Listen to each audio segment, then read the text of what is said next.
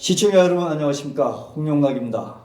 오늘은 태극기 애국하시는 분들 중에서 비교적 젊으신 한 분을 모시겠습니다.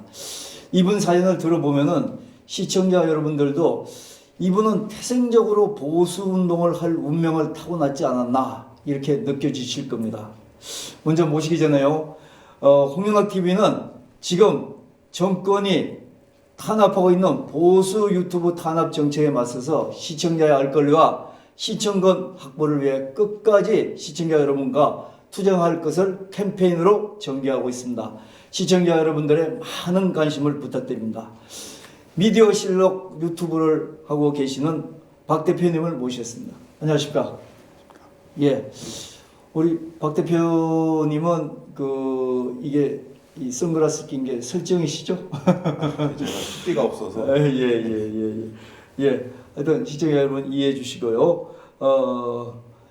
박 대표님은 이제 앞에서 말씀드렸다시피 뭐 어떻게 하다 보니까 다 운명적으로 이렇게 보수 유튜브를 하시게 되고 또 보수 운동을 지원하게 되고 이렇게 계속적으로 이런 어떤 길을 가고 있다는데, 요즘은 박 대표님보다 더 젊은 보수 청년들 집회를 돕고 있다면서요? 어떤 집회를 돕고 있습니까? 예, 광화문 교보빌딩 앞에서 예.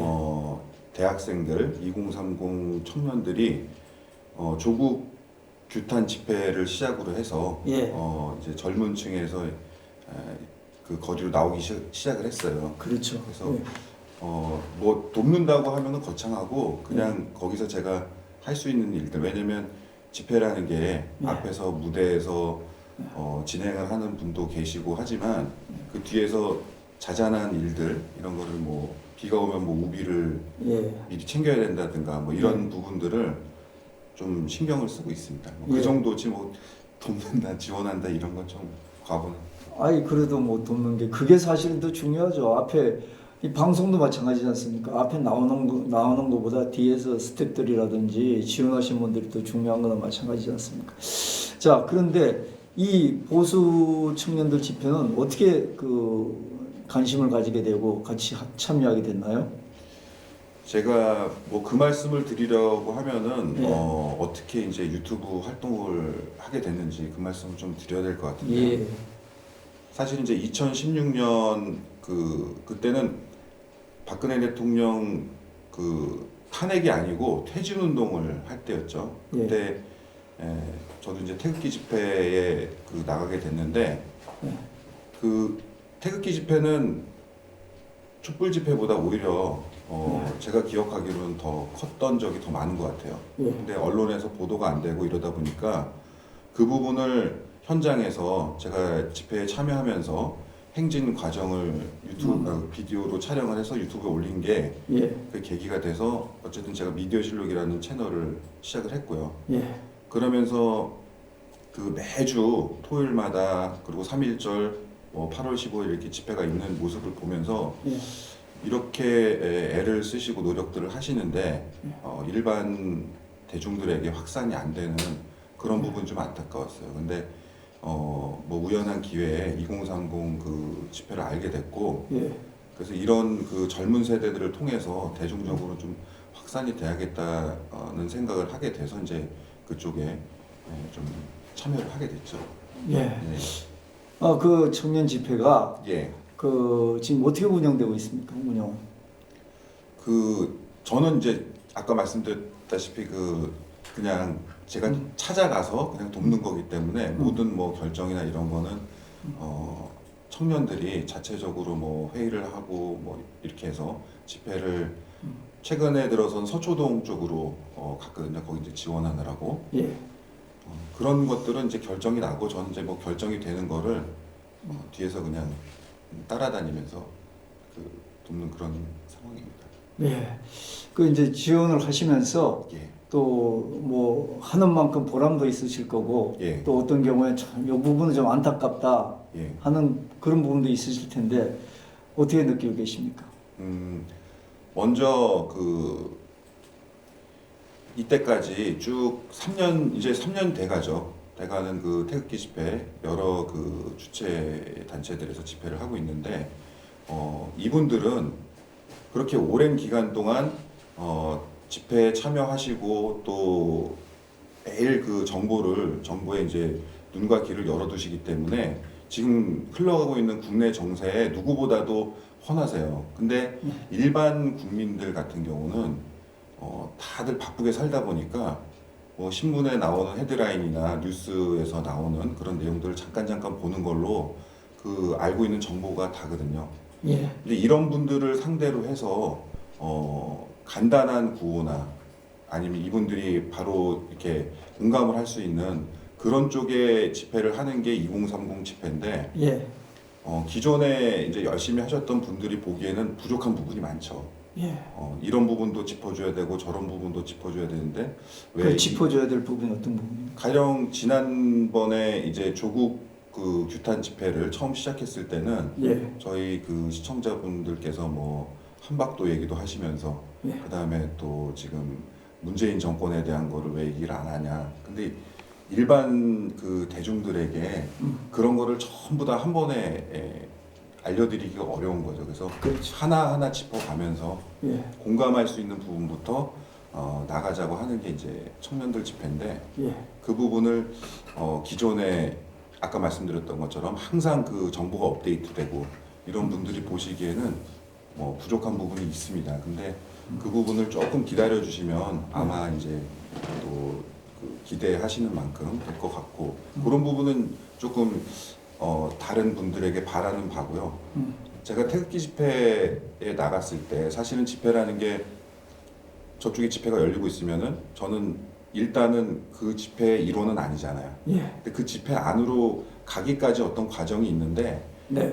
2016년도 겨울에 이제 그 대한문 앞으로 갔을 때 거기서 어느 분께서 태극기를 그 두 개를 들고 계시다가 저를 보고 하나를 나눠주시더라고요. 예.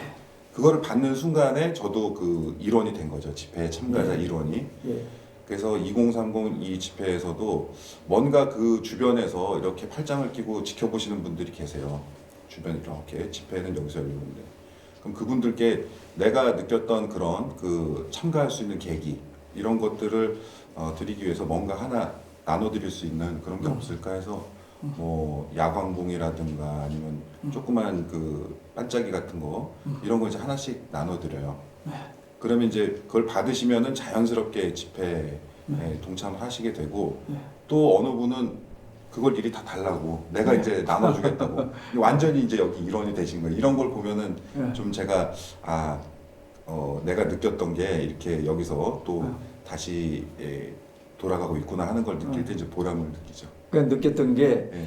보수의 어떤 가치인데 예. 그걸 나 혼자만 느끼는 가운데서 다른 사람이 그냥 적극적으로 동참하면서 예. 아 이분도 보수의 일원이 됐구나 예. 뭐 그렇게 느낀다는 그런 얘기겠죠. 예. 예.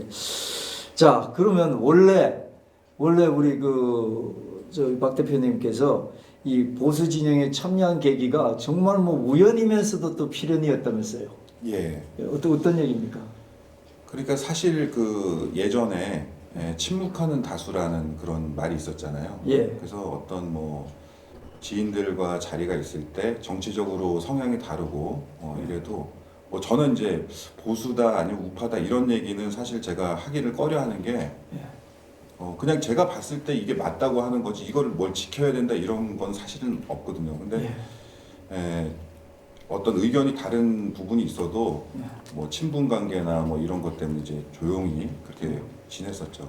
근데 2016년도 박근혜 대통령 그 JTBC에서 태블릿이 보도가 되면서 서울대학교 총학생회에서 주권자의 이름으로 명령한다. 박근혜 정권은 퇴진하라. 이런 그 성명이 발표가 됐어요. 예. 그 제가 그걸 보고 박근혜 대통령에 대한 언급 이런 거 전혀 없이 너희들이 주권자의 뭐를 대변하는 그 위임장이라도 받았냐? 왜 주권자의 이름으로 명령한다는 그런 말을 쓰냐? 예. 그거를 지적한 거거든요. 예.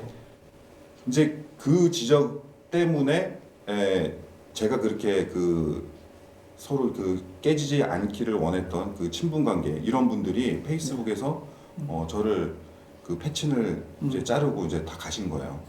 그러니까 내가 이때까지 이 사람들하고의 관계나 이런 것 때문에 조용히 살았는데 이제 이렇게 된 마당에 내가 조용히 살 이유가 없다.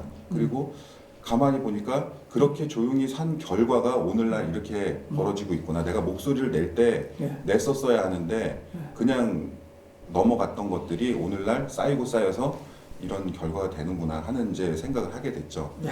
이제 태극기 집회도 나가보고 저녁엔 촛불 집회도 보고 이렇게 비교를 해봤는데 예.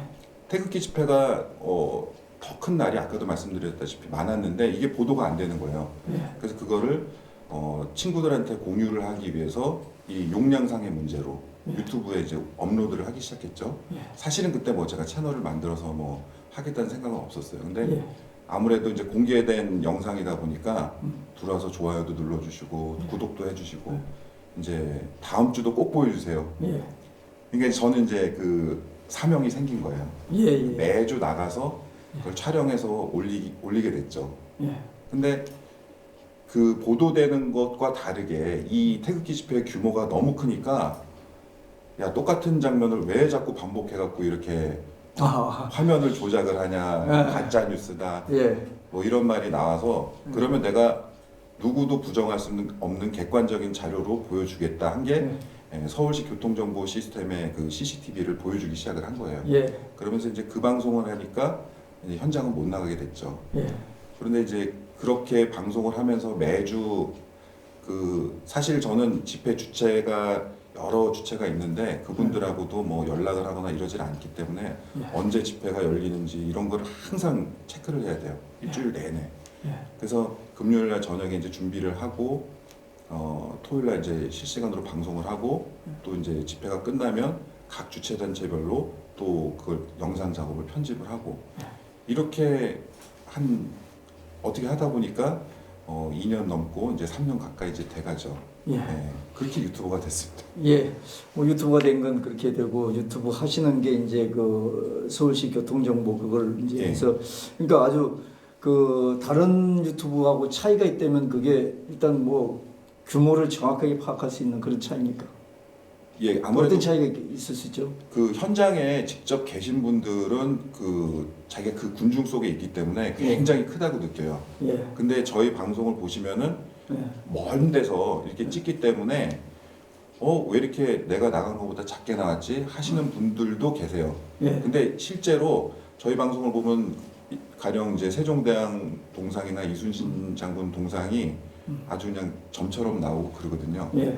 실제로 그 장소에 가면 이제 굉장히 크다 이런 느낌이 드는데 그러다 보니까 그 본인들이 느끼시는 거하고 제가 보는 거하고 좀 달라요. 예. 저는 지난 10월 3일이나 9일 같은 경우는 이거는 말도 못하게 많이 나온 거다. 이거를 딱 보면 알죠. 예. 그리고 서초동 같은 경우는 요거는 보도된 것보다는 또 다르다.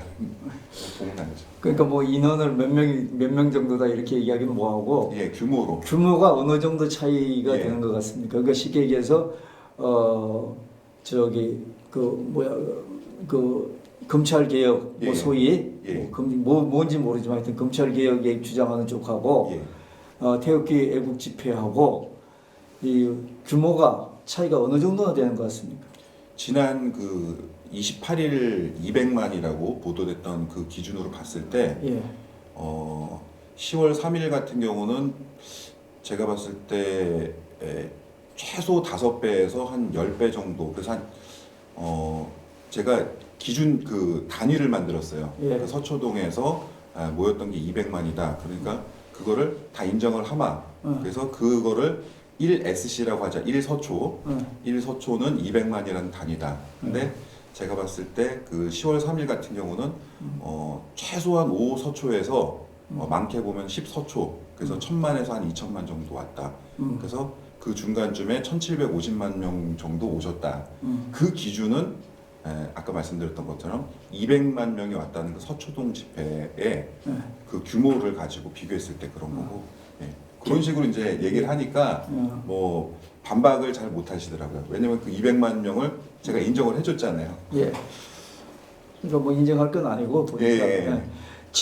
그렇다면 그러니까 그 규모에 비해서 예. 그러니까 그 조국 수호죠 수호 예.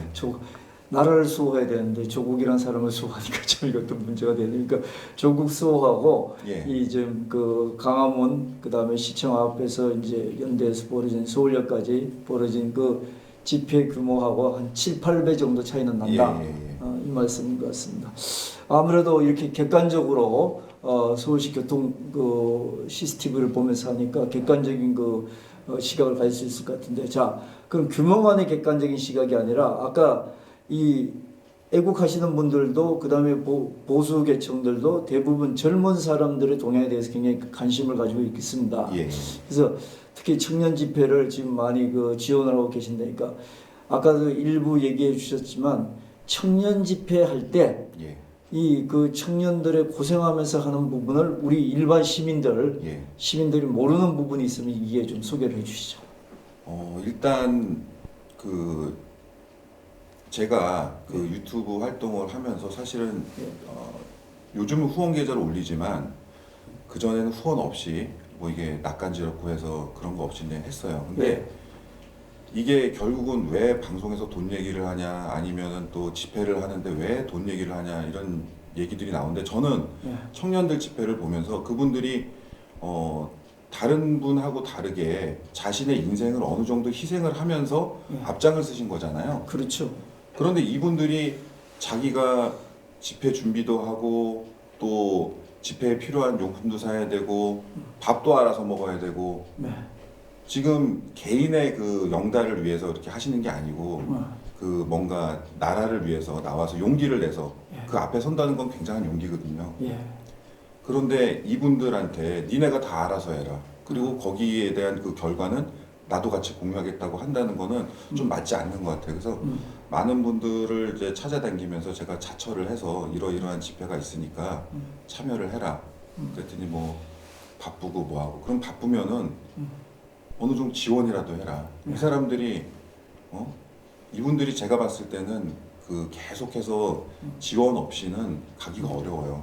결국은 경제적인 그 어려움에 부딪히게 되면은 각자 또 지쳐서 기껏 이렇게 용기를 내서 나오시고 활동을 하시는데 각자 자리로 다시 돌아갈 수 있는 그런 문제가 있거든요.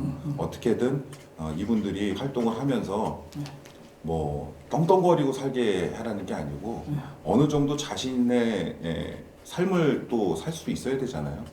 그런 부분이 지원이 돼야 될 것 같고, 또 이런 분들이 이 활동을 하시면서 또 그냥 지원만 가지고 사는 게 아니고 또 다른 경제적인 활동, 제가 뭐 예를 들어서 뭐 전혀 다른 일을 하면서 이 활동을 하면은 두 개 일을 병행하기는 어렵거든요. 그래서 이 주변에서 할 수 있는 일들을 같이 이제 하면서 경제적인 문제도 해결될 수 있는 그런 생태계가 만들어져야겠다라는 생각을 하게 됐어요. 그래서 그런 쪽으로 앞으로 좀 활동을 해볼까 합니다.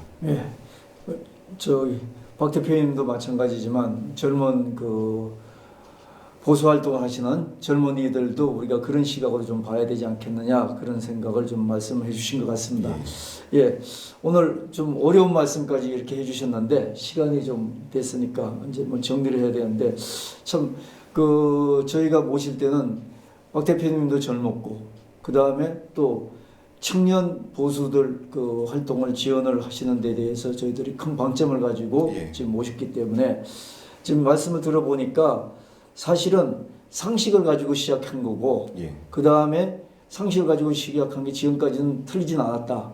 근데 그 과정 속에서 보니까 젊음을 담보해서 하기에는 사실은 많은 어려움이 있다. 시간적인 거나 자기 어떤 그 앞으로의 그 발전해야 되는 기대치나 이런 게 어려움이 있다는 말씀을 주시면서, 우선 또 지역적으로는 이런 사명과 재정을 동시에 가져야 되는 이런 그 태극기 애국 운동이 사실은 그 참여하지 못하는 많은 사람들이 좀 이해를 해줬으면 좋겠다. 그 부분도 호소하는 걸로 저는 받아들여지고 그렇게 얘기가 듣게 됩니다. 맞습니까? 맞습니다. 뭐 못 하신 말씀 있으면 더 해주시죠. 사실 그 제가 청년들 집회에 관심을 갖게 된 게 아까도 말씀드렸지만은 기존에 꾸준하게 그 주말마다, 그리고 3월 1일이나 8월 15일이나 이때 좀 대규모로 이렇게 계속 해오셨던 많은 그 주체에서 하는 태극기 집회들 이런 모습을 보면서 그분들이 이렇게 노력을 하고 희생을 하심에도 불구하고 정말 철저하게 외면당하고 네. 이랬던 모습들이 너무 안타까웠기 때문에 이 청년들 집회를 통한 확산을 이제 관심을 갖게 된 거고요. 또 제가 방송에서 이제 많이 말씀을 드리는 거는 어느 단체에서 하는 집회든 간에 일단 어떤 지금의 우리나라의 그 문제에 대해서 문제점을 그 인식을 하셨다면 몸으로 행동을 좀 하셔야 될 것 같아요. 우리가 홍콩 사태나 이런 걸 보면서 예. 야, 저 홍콩은 많은 국민들이 나와서 이렇게 시민들이 나와서 이런 모습을 보여주는구나. 그렇게 하시면서 정작 본인은 또 나오는 거를 꺼려 하시거나 또 하시는 부분이 있단 말이에요. 지난 그 10월 3일이나 10월 9일 같은 경우는 정말 일반 그 진짜 국민들의 어떤 성난 모습을 그 규모로서 보여주는 걸로 인해서 결국은 어제 조국 그 사태까지 이제 이끌어낸 것 같은데 사실은 이렇게 우리가 활동을 하지 않았더라면 말하자면 이제 음식으로 치면 불량식품을 억지로 입에 쑤셔 넣으려고 했던 거를 저항을 해서 토해낸 거잖아요. 네. 그런 그 적극적인 어떤 움직임이 없다고 하면은 정말 상한 음식 우리가 이제 이렇게 가면은 나라가 잘못되는 거를 그냥 방관하는 예. 꼴이 되니까 좀 그 어느 쪽이라도 좀 예. 참여를 해주시고 참여가 어려우신 분들은 또 경제적으로라도 뒷받침을 할 수 있게 이런 도움을 주셨으면 하는 바람입니다. 예, 오늘 감사하고요. 자, 끝마치기 전에 다시 한번 저희 홍영락 TV의 캠페인을 알려드리겠습니다. 구독자와 일반 국민 여러분께서는 지금 이 정권의 보수 유튜브 탄압 정책에 맞서서 우리 홍영락 TV는 시청자의 알 권리와 시청권 확보를 위해서 끝까지 시청자 여러분과 투쟁할 것을 캠페인으로 전개하고 있습니다. 국민 여러분과 유튜브 구독자 여러분들께서는 정말로 여기에 대해서 큰 관심을 가져주십시오. 유튜브가 특히 보수 유튜브가 지금 위기상황에 직면해 있습니다. 그래서 시청자 여러분들이 우선 관심을 가지시고 어느 유튜브든지 보수 유튜브라고 확신이 드시면은 구독과 알림 설정을 구독자 여러분께서 해주시는 게 우선은 유튜브 탄압 정책의 캠페인에 여러분들이 동참하시는 길입니다. 부탁드리면서 오늘 미디어 실력 유튜브를 하고 계시는 박 대표님과 함께 했습니다. 시청자 여러분 감사합니다. 고맙습니다.